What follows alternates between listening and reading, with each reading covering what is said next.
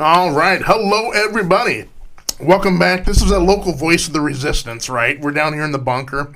This is like I feel like part of the French resistance now. Hello, everybody. This is Turning Left. I am Jason Allen. Of course, with me is the intrepid Sir Richard Donin. Yo ho! He is royalty as we speak. So he's here with us, and of course we got Doc back there. You can see him over my shoulder. He's doing all the tech Yoda stuff he's got going on. Yes. Folks, we are back at it. We've been gone for the last couple weeks. Stuff has been going on. You don't want to hear about that, right? Of course not.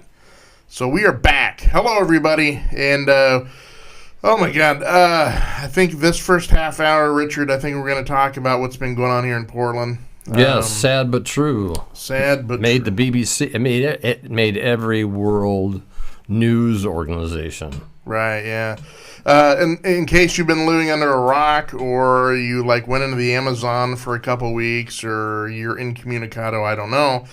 But there was a little incident, not so little, on the Portland Max. A white supremacist, Nazi scumbag, I guess. Nazi scumbag. I go with that. And he, of course, started yelling, and then yelling racial and ethnic and religious slurs to two young ladies. And these are very young women. Very young women, right. And then what happened is a couple people stepped in to kind of become, I guess, what would you call it, like a human shield almost, a buffer, right? An intervener. Yeah, trying to get this guy to calm down. Didn't work. He ended up bringing out a knife and slashing the throats of two, killing two, and very critically injuring a third.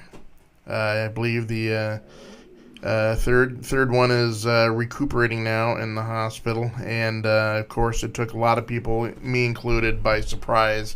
When we think of Portland, we don't think of it as a overly it's not like Northern Idaho, let's put it that way. Yeah, it's not like we're Coeur d'Alene or anything, exactly. Right? But it really threw a lot of people for a loop. The national media, like you said, the BBC international media. And so we all, this last week and over the weekend and into this week, we've all been trying to kind of, I guess, make sense of it, right? Well, there is no sense when you don't have a complete brain. No, that's very true. One of my father's favorite maxims was don't expect logic from illogical people. I mean, sometimes you look, a good one. Sometimes you look for a reason and it just is what it is, right? And so when we try to make sense of this, and in the face of something that's so brutal and so just dark, is especially in light of the political ramifications of this. Of course, he was a Trumper. He started spouting off. He came to a white supremacist gathering a couple months ago. Yeah. And so, Doc, can we throw up a picture of what this guy with this fine specimen of humanity is? His name is Jeremy Joseph Christian, and evidently he has been kind of a whack job for a while. I guess he has cropped up on some of the police kind of radar as being a guy that would come to other I won't say demonstrations, but other sort of get-togethers and kind of being loud and vociferous. And there he is right there. And he was, of course, arraigned yesterday and brought into the courtroom. Of course, he was behind those bulletproof glass things. And he decided he wanted to use that time as a platform. As a platform for his anger and his hate. The one line... And I want to get your take on this, Richard. The one line struck and stuck out to me during this whole thing is as chilling and as wacky as it is. The line keeps coming back to me. You call it terrorism, I call it patriotism. And I'm going to be honest, what I'm about ready to say, I realize is probably going to pick off a lot of center people and a lot of people on the right. So buckle up. I'm giving you fair warning. When I first heard that, I said to myself, how many of those Trumpers, how many of them that maybe they wouldn't say it out loud, but they're thinking that. I want to know how many actually served. Yeah, and I mean, look at most of the folks who are in Washington never served. No, very true. But the whole, you call it terrorism, I call it patriotism. And it turns a real bad corner when you start saying, hey, maybe physical deeds, maybe that's the answer. Maybe words anymore just don't cut it. Maybe, I know it's hurting people, but maybe if it serves a greater good, right? And purposely, I did not talk to you over the weekend or earlier this week because I wanted to get your take fresh, okay? So tell me first, give me a rundown. What hit you when you first found out you saw this on the news or however you found out it on the radio or whatever? What were you know? Well, the first thing I thought of is hate is among us, and there's no way really to get through to these people because hate blocks all reason. There is no such thing as reasoning with a hater because they just don't care. I mean, they are sociopaths in one sense of the word, and psychopaths in the other sense. So they've got both going for them.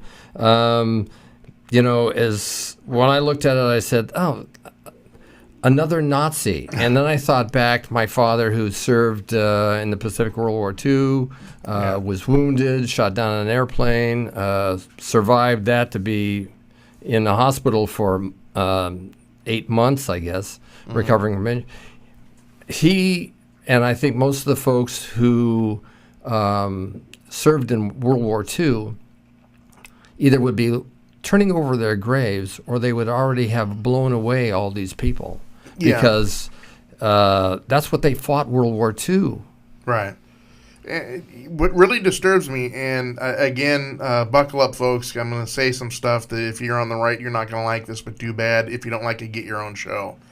My thing is, once upon a time, I used to be a Republican. Right, when I was a wee young lad, wet behind the ears, and the Republicans are always the one that's wrapped up in the flag. We're the patriotic ones. Right. We the Lee Greenwood, God bless America, whatever, Virulent anti-communists. Yeah. We are the vanguards of America. We are the poster boys. We are the ones that tell you how do you need to behave and be patriotic. And as I've again, I'm gonna peck people off. As I became older and more educated, I had less and less time for that, and it appalls me now that the people and the side that used to wrap themselves in the flag and be patriotic, these are the guys that are colluding with Russia, and these are the guys that I don't recognize the Republican Party anymore. And when you got people like this, and yes, I'm going to group old Jeremy, what's his kisser here? Jeremy Joseph Christian. Yeah, I'm going to group him with you Trumpers, okay? Because that's part of the baggage you guys are going to have to carry around with you now. You install this hateful sort of rhetoric. You talk about it all the time, and you can't get away from it. This is your albatross, okay? Well, yeah, they took the cap or the big rock that was holding all these people underground. Right. And now they're, bubbling to the surface and bringing all their insanity with them. Right. And listen, throughout the campaign, when your president, now he's your president, but you're not mine. Back then, not mine. But when he gets up there and he talks about, if there's people out there in the crowd don't like him, you need to beat the crap out of them. Or if you see people, you need to do this. You foster that sort of incentive to violence, and it comes home. And it came home in Portland on a MAX train when people were just trying to get home after their day, and this guy whips out a knife, and you saw what happened. I want to talk a little bit about the victims of it. One was a 53-year-old Army veteran who was actually, funny enough, he was a registered Republican. And I think that a lot of you guys out there on the right, if you would have sit down with this guy under any other normal circumstance around a table, you probably would have found yourself in a lot of agreement. And this guy had the class and he had the balls to stand up and look hate in the eye, and he paid the ultimate price for it. He paid, as Lincoln would say, he paid the last full measure of devotion. Right. The other gentleman was a graduate student just freshly out of Reed College. And another haunting thing for me that when I think of that, it still just it sends a chill down me, because his last words, I guess, when he's being cradled and the lady's holding him in his arms, and his last words were, "Tell everyone on the train that I love them." All right? That's like the exact polar opposite of hate, right? Yes. And it disturbs me that we are getting to this point in American society that this, sadly, is probably not going to be an outlier. It's probably going to be a little bit more common than you think. Now, there was another incident 2 or 3 days later, the same kind of people being yelled at, and some guy pulls a weapon and kills 2 people. Right. Listen, needless to say, we can't have this, right? And what I'm worried about, and what the benchmark is for this, is this Sunday, I believe, at Terry Shrunk Park, there's going to be an alt-right, demonstration, alt-right a bunch rally. of Nazis and white supremacists are getting together. And, folks, you alt-righters, this is on you, man. If you guys show up and you throw out violence, and you show up and you really turn ugly, this is the America that you created, okay? And I want you guys need to be more self-aware of that. We may not agree on policy issues, you and I, okay? We may not see eye to eye on some stuff. But it draws the line when physically there's physical altercations like that and it turns ugly. That cannot stand. And your benchmark now is this Sunday. Because I can guarantee you, all the alt-right people that show up, there is going to be an equal or greater number of protesting the protesters. And so you need to be more self-conscious about your place in history, because right now history is not on your side. I want you to know that. You're going to go down in history books 100 years down the line. Not even 100. I'd give them 15. Thank you. Exactly. And you're going to go down, and you're going to be a footnote. And underneath a picture of these bunch of white dudes with guns is going to be the little footnote of early 21st century supporters of the GOP. Right. Revival of fascism. We thought we'd left it behind in the 20th century. Guess not. But this is the benchmark, Sir Richard, this Sunday. I mean, these people are going to gather, and then there's going to be... And the world will be watching, by the way. Right. You'll have BBC there, you'll have French TV, you'll have all sorts of national and international TV coverage for it, because they want to see what's going on, because Portland internationally has this kind of like laid-back thing going on that people want to come and visit here, and... I think Portland's a safe place. Right. Yeah, because, up to this point, the national kind of picture of Portland, right, is always like, there's a bunch of hippies out there, right? A bunch of, everyone, let's feel good and peace, love, dough, And so when people saw that, I literally saw, I don't know how many people, talking heads and pundits on TV, like, Portland? This is happening in Portland? Wow, no way. Yeah, way.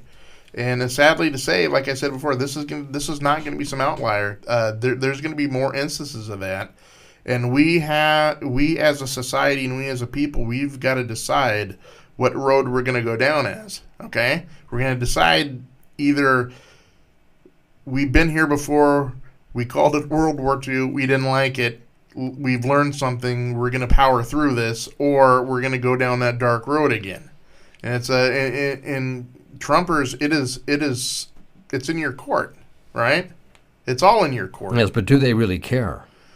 Well, that remains to be seen. I don't know. I would hope that there are some people out there that with a little shred of humanity left that can put love of country above love of my political beliefs.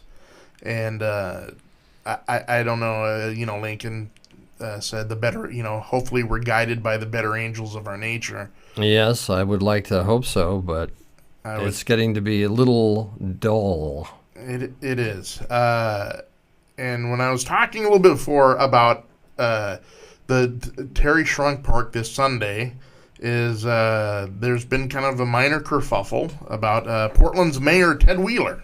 Okay. He has said that he wants, because since Shrunk Park is a federal park. It's managed by the federal government, the BLM. Yeah, the organizers got their permits from the feds, not the city, not the state. Mayor Wheeler has been asking the feds to revoke the permits for the alt-right demonstration. And he's been very vociferous about it. And I'm going to say something again that may surprise you. I believe in the First Amendment. I believe as long as you do not hurt anybody else, I believe you have the right to say whatever you want to say, how stupid and how unpopular it is. All right, people have fought and died for your right to say whatever the heck you want to say. So, I believe at the heart of it, if these asshats want to go out there and they want to do a demonstration like that, then they should have the right to do that. Okay, but and this is the butt of free speech. Free speech, but if you have the right to do that, I have a right to call you on it.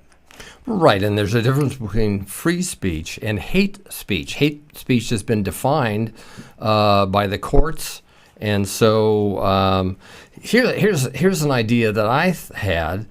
All Wheeler has to do is say, hey, this is on federal land, therefore you send out the Mounties, the federal officers, to take care of it, because the Portland police are not going to be involved since it's on federal land. They have no jurisdiction, right. One thing. So just say either the feds send out the people or we're shutting it down. Right. I don't know what's going to come of this. I think it's probably going to happen simply because now we're at, Wednesday? Right. And I don't think the wheels of the feds run that fast to where they can stop it. Well, the FBI has an office about 4 blocks from Terry Shrunk Park in the PGE. I think it's the World Trade Center 1. Yeah. And they have a bunch of people.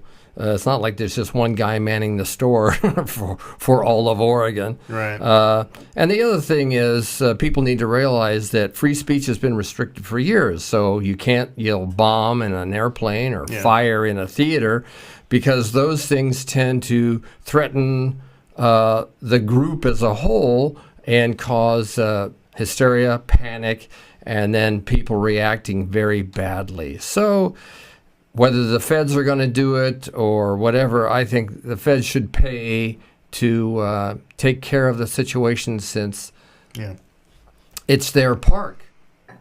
Right. It kind of it pulls me in two different directions, because on one hand, you say, man, you can see this coming a mile away. You can see these people showing up. You can see the other side showing up, and it's going to get ugly in a hurry. And they're probably going to be armed. And the one thing I'm worried about is the Portland police have not really shown that much of an inclination to really step in and stop things before it's already gotten out of hand. Right. And something like this, you have got to clamp on down from the get-go, or because if it spins out of control, it's going to spin out of control very quickly, especially if people are armed. And once the safeties come off and people are locked and loaded. Well, there is one other alternative. Yeah. Is that the governor could send in the National Guard. Very true. Very true. And I don't know. Something tells me as this stuff is escalating, especially as the independent probes and now the special prosecutor, as they go about doing their job, and it gets more uglier and more polarized, that may have to happen. I mean, I can see a day when it becomes dangerous to speak your mind on the street for fear of people like the wacko Christian. yeah. I mean, think about it. I mean, you're going home. You're going home from work, and literally in less than 5-10 minutes, your world is turned upside down. Right. And people should not feel that they have to be afraid just commuting to and from work. I've said this for years. If you live in fear, you're not living. That is very correct. And the line that keeps going through my head again and again and again is when that guy's in the courtroom and he's yelling, "You call it terrorism. I call it patriotism." And to me, there is just a bunch of people on the right that feel that way. But that's not really patriotism. It's not. Terrorism's terrorism. Exactly. And who are you guys to put yourself on the voices of all that's right with the country? You know? Yeah, and that's why I've said I wish the media would stop calling it the alt-right. I mean, basically, if you see these guys, they dress like Nazis, they spout off like Nazis, and probably smell like Nazis. Therefore, they're Nazi scumbags, and they need to be either regrooved or America's going to have its own gulag somewhere where we stuff all these idiots away. Yeah. I don't think that's going to happen just because I'm afraid that far too many of our GOP congressmen, Jeff Sessions, Attorney General, probably supports these people. And you mean Jefferson Beauregard Sessions? Yeah. Well, look at Don the Con's parents were active KKK members. Yeah, that's been kind of swept under the counter too. Old Fred Trump, Drumpf. Right. Was very active in his KKK. I love that line. If it looks like a Nazi, if it smells like a Nazi, I always think, what is the smell of a Nazi? In my mind, it's bad. Yeah, in my mind, it's Old Spice and fascism, right? Yeah, but that whole, you call it terrorism, I call it patriotism. That is just so. It's warped. It's warped and it's just dangerous. I mean, here your president and your president's people now have pretty much basically shown that they are colluding with Russia, and you want to call it patriotism. You've officially lost the moral high ground. Go into the swamp. The drain the swamp. Well, they are the swamp. You know what, Doc? I think right now we're pretty much a little after the bottom of the hour. Let's go ahead and run a couple spots, and let's take a nice little break where we can all take a breath and regroup. We're going to switch gears, folks, from the local angle, and we're going to go on to what's been going on with Trump's Euro and Middle East trip. They'll recap. There are whole sorts of... You mean his fiasco? Oh, gosh. What a wacky trip, right? Oh. And we haven't even gone to Kufefe yet. We haven't even got there yet. So everything from the orb to everything else, folks. We will be back right after this. You are watching Turning Left with Sir Richard and moi.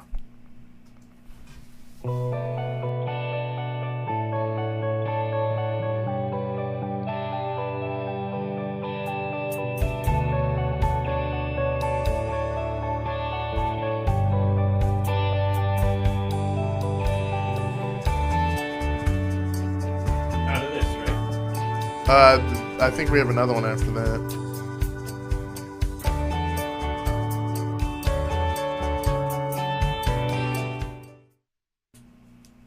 Okay. We're back. We'll do another spot here in a second. Anyway, yes. This Discover NuzBox. Anyway, that's a part of a line of 30-second spots we have been developing here. And it'll come to you. And you will be seeing those more as kind of a promotional tool as we throw it out there and try to get our tentacles far and wide. But... I tell you, it's hard to switch gears because when you talk about something so ghastly and just, frankly, depressing as what we witnessed on the Max. It was shocking. Line. And a lot of people are shocked. I mean, yeah, we never thought it would happen here, right? Right. In Portland, you got to be kidding me. Anyway, Doc, do we have the other spot ready to go, or? Yeah. Excellent. Let's go do the spot number 2. We'll be back right after this.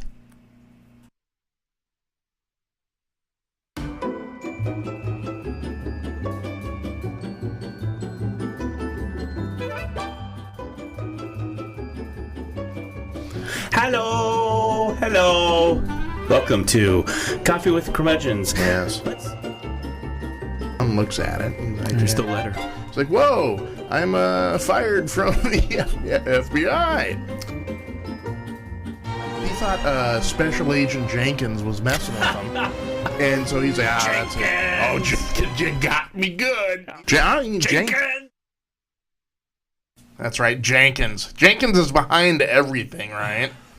Jenkins is in the FBI. Jenkins is in the CIA. Jenkins is even our second intern. hey, he gives me his massage 3 times a week. And it's good, too, isn't it? Hey, it's good. I just have to make sure he's disarmed when he walks in the door. That's right. And he's got surprisingly soft hands. Anyway. Folks, welcome back. This is Turning Left. I am Jason Allen. With me, of course, is Sir Richard Donin, and we're talking, we're talking progressive politics, and we're going to turn our eyes to the national scene now. As you know, Trump went on his tour of the Middle East and Europe, and meeting the Pope and all that fun stuff. And of course, you knew when you read the itinerary of where he was going, you knew fun's a popping, right? You know, there's no way that there's going to be a normal trip, right? This is dysfunction on a whole new level. This is dysfunction. We're taking a dysfunction globally, folks. Well, he wanted to show the rest of the world that he's nuts. Right. And Up front and personally. And he did that. Yes, he did. Yeah, the first thing I'm going to do is we're going to... Oh, God. Let's throw up that picture real quick, and I'll talk why we're doing it. So he's in Saudi Arabia, and I don't know who thought of this idea, but they're like, hey, you know, I got it. I got an idea, man. Yeah, what's that? Hey, we need to get this orb, right? This glowing orb, okay? And then what we're going to do is we're going to get Trump and these other guys, we're going to get around, they're going to put their hands on it, right? Yeah. And then they're going to look like something like out of like Dr. Strangelove or something. It's going to be great. Right. You really think that'll work? Oh, it's going to be great, you know? And so that's what you saw. You saw these guys in this sort of weird glowing orb touching it. And I don't know if Doc has loaded it yet, but there it is. That's my interpretation of it, is Trump, the Sheik, and Dr. Evil. Hey, I discovered what that glowing orb was. What's that? They blew up Ibn bin Saud, who actually formed Saudi Arabia. That's his left testicle. Oh, hey! And I noticed it had some like gold gilt edging to it too. Well, hey, you know, he's been gone for quite a while, so they could, put a little gold glitter on anything and make it look like it's good. So, good old Don the Khan was massaging Ibn bin Saud's left testicle. You know, that's funny, but that's I can kind of believe it. It's not, with anything Trump does, it's not in the realm of impossibility. It could happen. It could happen. Oh my gosh! So yeah, he goes to first on the Saudis, and another thing I found was quite telling in that is Melania refused to wear a headscarf, right? A hijab, right? But she did want the $100 million. Well, yeah, she did want that, and then also getting off the plane. I think he tried to hold her hand and she slapped it away or something. That was Melania. That's right. Yeah. So trouble in paradise, folks. Well, they already had the divorce papers were already signed and settled before he won the election. Right. That's why they're not living together. She can't stand him. What? No, Sir Richard. They're not those two lovebirds. Ha ha. Yeah. So then, okay, Trump goes to Saudi Arabia, but that's not good enough, right? He has got to go. I'm going to go see the Pope. I'm going to roll down there, and me and Pope Francis, we're going to rap for a bit. And Pope Francis saw this guy coming a mile away. I mean, he's seen it all. And let's show you the picture. And the picture shows like instead of 1,000 words, it's 1,000,000 words. You got the Trumps lined up over there. They're looking kind of like the Addams family, and they're all black. And then Trump's got the goofy "I just ate the last cookie" smile on his face. And then look at Pope Francis' face. What do you think is going through that guy's mind? How did I ever allow them to stand next to me? Right. Oh gosh. Like I said, photos say 1,000 words. Pope Francis had said 1,000,000 words, and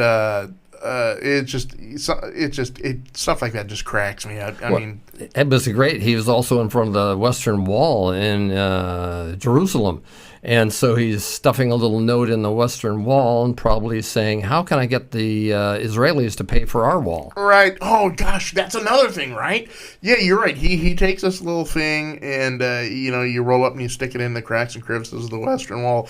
I would love to know what Trump did, what he wrote on it, because it's like third grade education. Right. So he misspelled everything. Yeah, wall. It's probably something. Yeah. It's probably like wall is tremendous. Wall is huge. Yeah. Yeah, it's huge. Right. What's a yarmulke? And he misspells that and shoves it in the wall. I'd love to see what he wrote. Oh my gosh, he probably something like you can buy Art of the Deal at Amazon or whatever. Probably, I'm sure they as soon as he walked away, they whipped up and removed it and burned it. Right, and then Trump moves north. He goes to Europe to meet with NATO. And so much fun stuff happened on that trip. Oh my gosh, it is a moron's picnic. It's great. All right, so he the first thing is he shakes hand. Did you see the handshake? I saw the handshake, the white knuckle handshake with the new French president, Macron. Yeah, I love it because Trump's whole thing is he'll grab his little tiny hands and pull you to him in his whole power sort of handshake. Well, someone told Macron that or Macron. Yes, thank you. That this was coming. Expect a nice handshake. So he's all right. Sacre de bleu. I'm ready. And so they sit down there and they shake hands. And I think we've got a little picture of that too, coming up here. I believe. Maybe.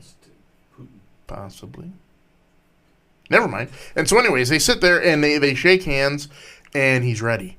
And so he's gripping it and they both get that sort of look like, Yeah. I'm not giving in. Well, Trump actually pulls his hand away and his hand is like this when he pulls away. And it's like, good for you, Macron, right? Good for you, man. Because, old Trump, he's kind of like the class bully. It didn't stop there either, right? Oh, he's a wuss. I mean, that's Yeah. I love the picture where they have Merkel pushing him in a little toy carriage, and he's leading because he couldn't walk with them. Right. He had to be in a golf cart. Right. He's so out of it that literally they're all taking a stroll in front of him and he's being followed up in a golf cart. Truth is stranger than fiction. Okay, yeah, there's the handshake right there. Let's take a look at that real quick. White knuckles. Yeah. I'm sure he had fun doing it too.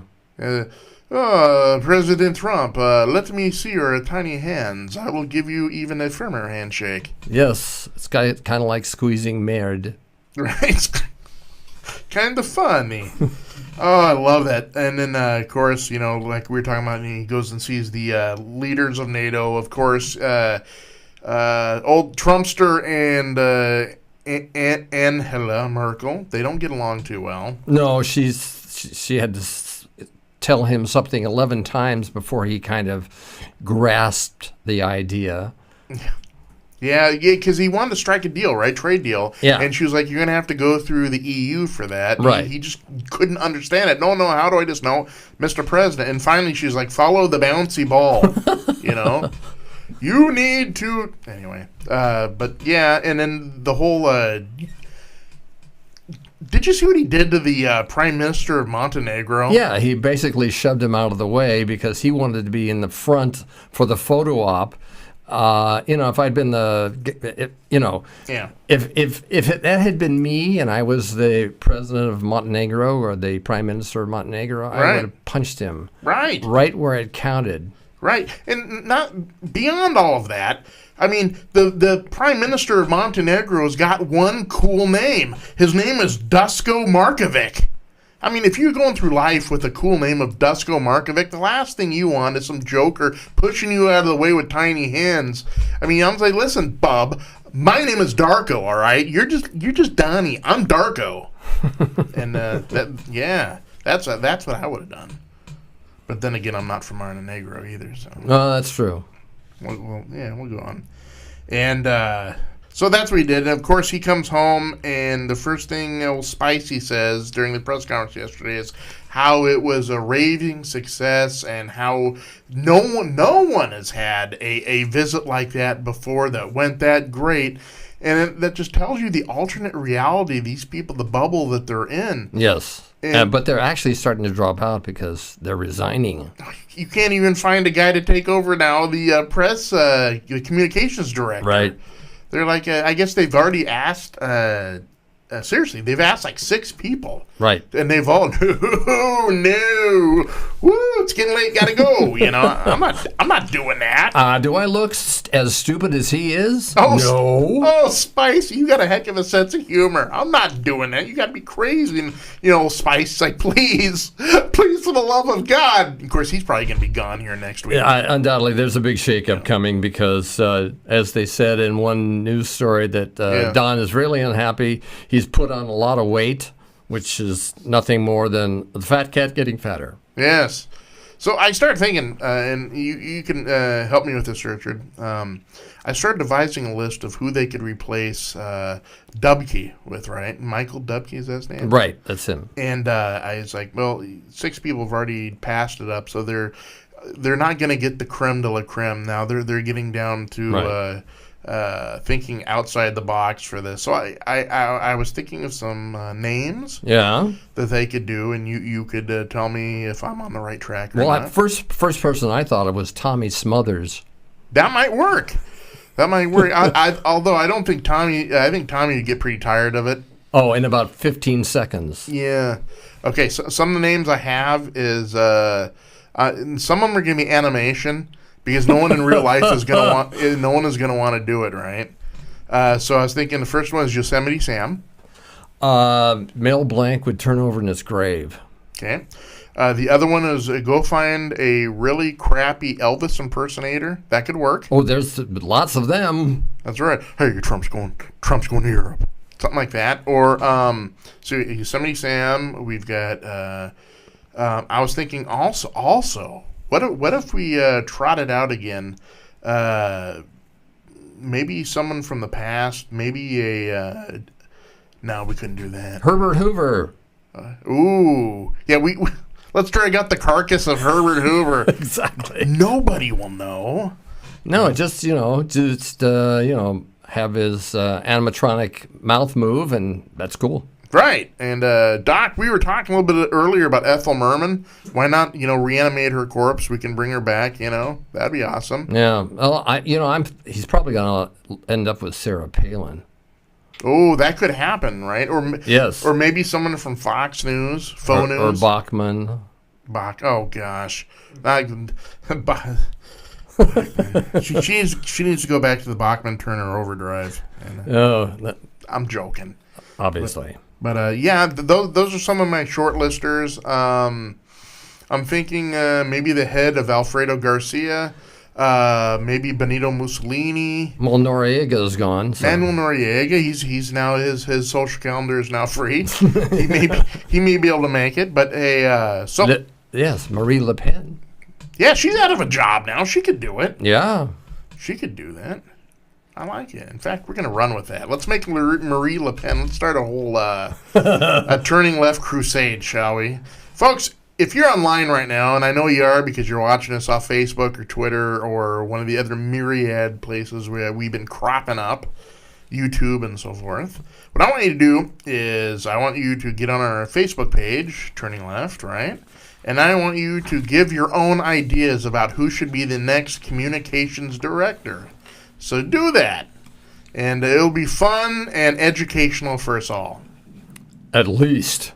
Okay, I got to do the pregnant pause at the end of the public service announcement. Please write us now. I have a public service announcement also, very quickly. Yes. It's for all the Luddites out there, and we know exactly who you are, that mistakenly call liberals snowflakes. You obviously never studied any science or know nothing about basic geology, and you probably have severely diminished gray matter, but the science of snowflakes shows how tough they are, because they become glaciers, and glaciers crush everything. That's right. And then, of course, then the devil's advocate side of that would say, yeah, but with the global warming that they refuse to believe that's even real is melting the glaciers. So we just may flood you. Hey, you know, Miami will be underwater soon. That's right. It'll be just like, what was the one, Waterworld? Ooh, Kevin Costner. Yes. Yeah, I didn't think much of that movie. No, he was terrible. But the reality of it would be that you lose the polar ice caps and the Greenland ice cap. Yeah. Much of Antarctica and sea level could rise many feet. Right. We could make a movie about that. Instead of snakes on a plane, it's Trump on a raft. What do you think? Yes, without a paddle. That's right, without a paddle. Oh, speaking without a paddle, Doc, could you put up the graphic of Trumpland? You know those maps you always get at Disneyland, right? And it shows the little maps and stuff. Right. Well, last night I was in a very saucy mood, so I decided I'm going to make up my own map for Trumpland. Okay, so let's go ahead and put it up there. There's Trumpland right there. If you look up to the upper left-hand side, that is the Michael Flynn up Crap Creek boat ride. Okay, I love it. And if you move to the right there, you'll see that it's the Trump's magical Kremlin Castle, because it's kind of Kremlin. And then if you go even more to the right, that's the Jared Kushner back channel bumper cars. I love it. You like it? I love it. Yes. And then if you go all the way over to the right, it is the Trump Tiny Hands teacup ride. Hey, a good one. Right. Spin little teacups around. You got the little phony hair on. It's great.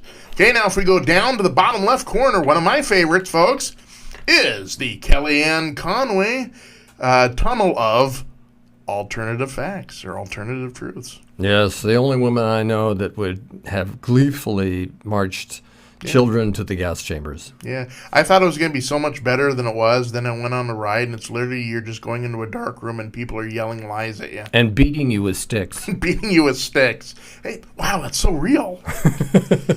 Yes, and maybe my favorite one of all, folks, is at the bottom right-hand corner, and that is the Trump tremendous drain the swampland.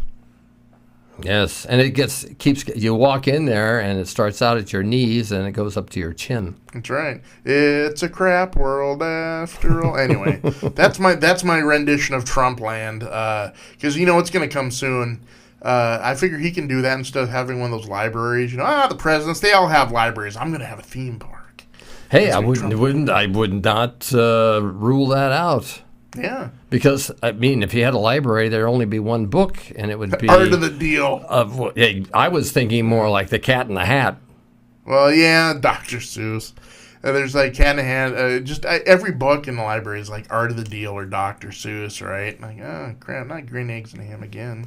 Actually, except I'm sure his estate would say, not in our lifetime. That's right. Hey, before we get to the final wrap-up here, we're going to talk about the Russia update. But first, I'm with bated breath. I want to find out who the Putz of the Week this week is. Oh, absolutely. There's so many. Yes, so many. It's a rich pickings. Oh, my God. Okay. What, Sir Richard, what do we got? Well, I think the biggest Putz of the Week award, which I also put Putz of the Year award, wow. He got a double award, is for Reince Priebus, the White House Chief of Staff, who admitted that the Trump administration was looking into changing the First Amendment, which is freedom of speech, and it also protects the press. And I'm sure the all the founding fathers are screaming in their graves. And such a nonchalant way of doing it, right? He's on Meet the Press, right? Right. And he just, they're just talking rap, and he just, oh, yeah, by the way, we're thinking about changing the First Amendment. Then Trump comes out and says, well, the Constitution's a bad thing. It hurts America. Yeah, the Constitution is a bad thing. Oh, for the love of... Well, it's just the same thing that Putin and Erdogan have done in their countries. Yeah. Well, he does seem to have this strong man sort of a love affair. Well, look what he did with Duarte, who's actually killed people. Yeah. I'm going to write a song, and it's going to be called Putin Love. Putin Love, Putin Love. Anyway, sorry. Bring your Uzi, too. Bring your Uzi. Right. Anyway, sorry. Anyway, we're back. So this week's Putz of the Week is Rance Priebus. Hey, he won it over all the others, and there were so many. Eric Trump, Kim Jong-un. I mean, it was a feast that had no end. Like Hemingway said, a movable feast. Yes, but it was all fast food and crap. Good night, everybody. I'm leaving on that note. No. Okay, let's get a little... Russia investigation update for you guys. If you guys haven't been paying much attention to the news, we'll get you caught up here in a little bit. To kind of segue into that, Doc, I want you to throw up a picture of, I think I saw it up there, you had, yes. And this is what everyone in the Trump White House wants Trump to be. You recognize that? That is Andrew Jackson. Andrew Jackson, of course, was a slaveholder, and he liked to commit genocide on Native Americans. But beyond that, banning them, they try to tell Trump, listen, you're an outsider. You're an Andrew Jackson. You're an Andrew Jackson. But I don't think Trump as Andrew Jackson. I think he looks more like this guy. And, of course, you're like, geez, who that? Folks, that is Benedict Arnold. Yes. He sold out the country during the Revolutionary War because he honestly thought the war was being run the British were going to win. The wrong way, and he wanted to make it softer landing for the Americans because he thought they were going to lose. So Trump is not Andrew Jackson. Let's dispel that myth right now. Trump is Benedict Arnold, and people say, Jason, you're being unfair. There is no one shred of evidence that he or his campaign has colluded. Yeah, there is. There's a whole lot of evidence. Oh, there's so much evidence that it's leaking out at the seams. Yeah. Right off the top of the bat, Trump lawyer Michael Cohen will not cooperate with Congress. He's basically told Congress to stuff it. Yes, but they've asked him politely. Next step is they subpoena him. He doesn't show up, and his rear is in jail. Contempt of Congress. There you go. So Cohen, I understand this is all a stalling game. You're trying to draw things out because you're trying desperately, and Trump is trying desperately to swing the public opinion back around to his side. It's not going to happen. The more that the stuff leaks out, the worse it gets. No, it didn't work for Nixon. It's not going to work for Don LeCon. Not at all. Flynn, he also agrees to turn over. Isn't that so nice of Flynn? He agreed to turn over some documents after he was subpoenaed. And I think when the feds and Mueller gets a hold of that, I think it's going to be all bad. I think you're going to see a lot of just shady deals going on. Well, when you have Clapper say that this is bigger than Watergate. Right. Hey, and then also the Russia, this is going to make Watergate look like a Mr. Toad's Wild Ride. Right. Holy cow. The Russians discussed leaking derogatory info about Trump before the election. And so now folks, now you know that the Russians have dirt on them. They basically came out and said it openly. So look to that in the future in case the Putin love goes sour, in case that cherry withers on the vine. Well, you may see some of that. They hold all his laundry money. Right. Communications Director Mike Dubke resigns. He had wanted to resign for a while, I guess. Quite a while. From the get-go, but they wouldn't let him for a while. At least Trump wouldn't. And the interesting fact about this, real quick, is that No one ever heard of this guy. Who in the heck is Michael Dubke, right? Because usually communications director, it's a funnel, okay? Everything that comes out is coming out through the comm to the to Spicer to the press, right? Right. And of course, we know that everything leaks like a sieve, and there is no. What was this guy doing? Because I can't imagine that he really did much of anything. Because if things are being shared, 4, 5, 6, 7 different places, well, and his job is redundant. Most of the leaking is coming out of the Trump administration because people are scared.